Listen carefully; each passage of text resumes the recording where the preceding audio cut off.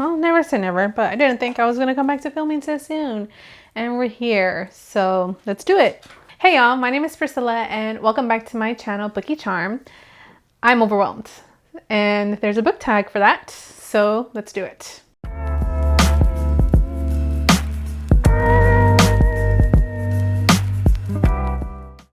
Let's ignore the whole like preamble of where I've been and why I haven't been posting so much this year, because we'll talk about that during this tag. But this is a tag that was created by Kathy Trihart. Thank you so much for creating the tag and creating questions to talk about this, because I've tried to film videos talking about my burnout and being overwhelmed in general. And I scrapped those videos because I didn't like the way they came out. So thankfully, there is a tag for that, and that's what I'm going to be talking about today. So let's jump into the questions and get started. The first question is, are you feeling overwhelmed? And if so, why are you feeling overwhelmed? Yes.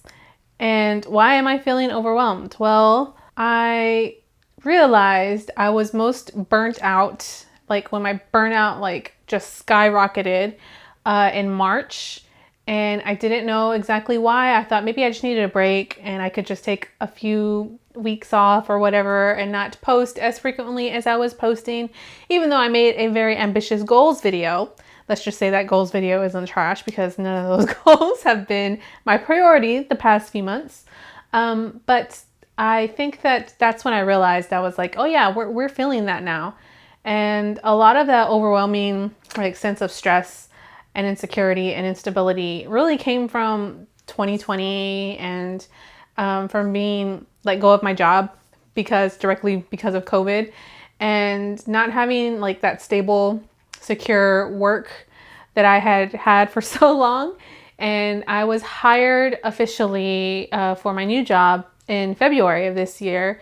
And even then it hadn't really sunk in because it took me like a month or so to start telling people that I had a job, because I thought that like this just can't be real after being out of work and having that instability for so long. It's like, oh, this cannot be real. We have to prepare for the worst in case this is not something that is gonna be sustainable long term for me.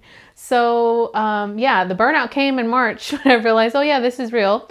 And oh yeah, I've been living in a critical sort of state of crisis, and I've got some stability back. So we're gonna have to deal with all that stress that you've been putting off for so many months the year before. And that's where the burnout comes in. And yeah, BookTube and making videos and talking about books online really had to take a step back. Even though I was making videos here and there, you know, I made my mid-year book freakout tag. I hosted a readathon, which I did see all your comments on those videos. Sorry I haven't responded back to them. Thank you so much for following me and still commenting on those videos and participating, of course. But yeah, that's really where a lot of that stemmed from. And of course I would get a call while I'm filming because nobody knows that I'm filming right now and nobody knows that I would be filming right now. But yeah, that's where my overwhelming sense of just being is right now. And I've been thinking about making this video and talking about it. I like made a book reorganization video where I had a voiceover of me talking about my sense of burnout. And that's why I have a new filming location, because I moved my entire bookshelf from one room to another. Like when I tell y'all I planned out like to talk about my burnout, like I had a whole bunch of notes to tell you about where my stress was stemming from, not wanting to get too personal, but getting personal anyways, just feeling generally exhausted, feeling foggy, having that mental fog, lack of feeling productive, not wanting to be productive, just being fatigued all around. All symptoms of reacting to a threat of safety, stability, and chronic stress that isn't going away. So that's where I'm at right now. Question 2 is, tell us about the TBR that is lurking over your shoulder. Do I really want to do that? Because that feels like an end of the year TBR. And do I want to put that extra stress on myself? I don't know. So I guess the lurking TBR behind me is always my TBR shelf up there. You probably can't see that, but it's my library hauls, my library hauled books that are sitting there. So I'll show you some of them because I've read some of them. So maybe it's not so much of a TBR in case you're interested in what I'm reading these days and what I'm interested in these days. Yeah, I've got way too many books over there, so I'm not going to do that to myself. So I pick a top 3. I've got Dreaming of You by Melissa Lozada-Oliva. This is a novel in verse. I know it's like super weird and strange, but it's also inspired by Selena. Yeah, I'm gonna read that. Then I've got, of course, Cazadora, which is a book by Romina Garber. It's inspired by Argentine folklore, Latinx werewolves, and it is the sequel to Lobizona, which was one of my favorite books from last year. It's a YA fantasy. I'm really looking forward to this. And lastly, I have She Who Became the Sun. I believe this is also a YA fantasy by Shelley Parker Chan. And I don't know much about this, actually. I believe it's inspired by ancient China and historically, but, and I believe it's also queer. So yeah, that's She Who Became the Sun. Okay, question 3. Did I just put it before? Question 3 is, how is video making, bookternet posting shaping your reading experience? Oh, not at all. Because I'm not posting or creating any sort of bookish related videos, images for Instagram. I'm a lurker on TikTok. So not at all, really. Yeah, it's been kind of nice actually, so not at all. Question number 4 is, what do you think you can do differently so you aren't overwhelmed? And I think what I've been doing has been helping me a lot, and that's taking the time off, taking the rest that I need, not having to feel the pressure of having to post and talk about everything that I'm reading, because I'm definitely still reading. I do post regularly what I read on the Storygraph and on Goodreads, so you can definitely follow me there if you want to keep up with me. I don't always write reviews. I rarely write reviews, but if you want to see what I'm reading, that's really the only places I've been consistent with all year long. I'm not even consistent with my own reading spreadsheet this year, so kind of thinking about that a little more, how important that is to me, and if it's not, then maybe it's not. That has been a good coping mechanism, and a good way of managing the stress and burnout that I've been having is just not doing it. And like this video today, coming back when I feel really, I think I have something to say, or I'm ready to say something and come back. So that's how I'm managing it best. Question number 5 is, do you have any projects you really want to get to, but something is holding you back?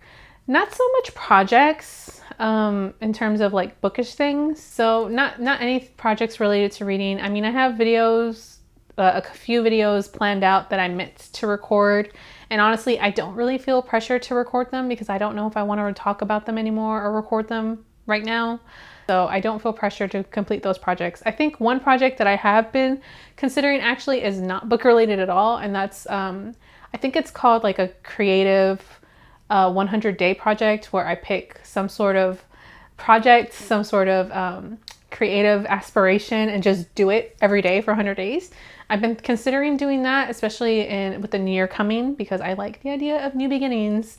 And I'm thinking about getting back to playing my piano again, and which is something I really want to do. So that is probably a project that I want to do. Nothing's really holding me back other than the fear of quitting, which is something that I hate. I hate having to admit that I need time to rest, because that's just against my personality. That might be what's holding me back, but I'm really, really thinking about pursuing that 100-day project. So we'll see.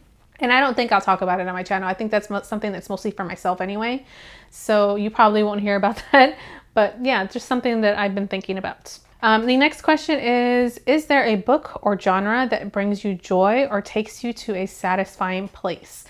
Most recently, that has been romance. And I've been dabbling in and out of romance for the past few years. I've never really considered myself a romance reader. I've been more of a casual type of reader in romance, but I participated in Fall in Love Bingo, and I had a really good time. I really enjoyed a lot of those books that I read. Some of them were more surprising than others because my expectations were just not there. I didn't really expect much from that readathon in general. I was like, oh, that sounds cute and fun. Let's do that. Of all the books that I read, my favorite was definitely Zinni by Rebecca Weatherspoon. And that's the second in the series that I have picked up in the past. And I really love Marriage of Convenience tropes. And that book was so good. So yeah, that has been bringing me a lot of joy. I don't know, maybe in the future I will be more consistent with my romance reading and actually consider myself more of a romance reader, but that's been bringing me joy lately. So that's the comfort genre that I've been going to when I really need it. Question number 7 is, how much does FOMO play into feeling overwhelmed?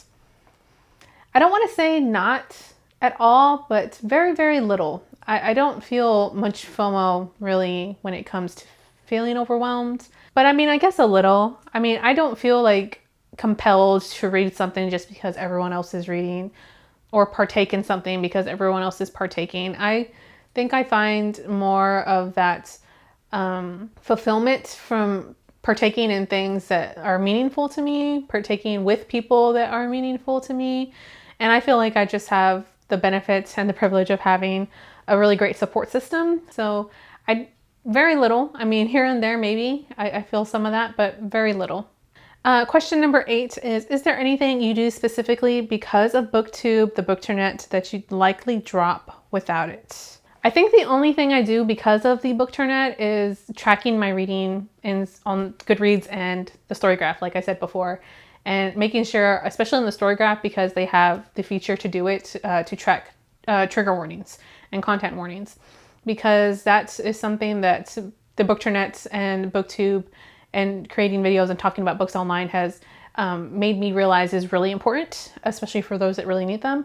So that's something that I would probably do without if it weren't for the BookTernet, but I think is important. So I'm definitely going to continue doing it for as long as I can. And the last question is question number 9 already. Tag at least 5 friends who could use some time to chill. Because this is like a tag about being overwhelmed, I don't want to necessarily tag anybody to pressure anybody to do something about being overwhelmed.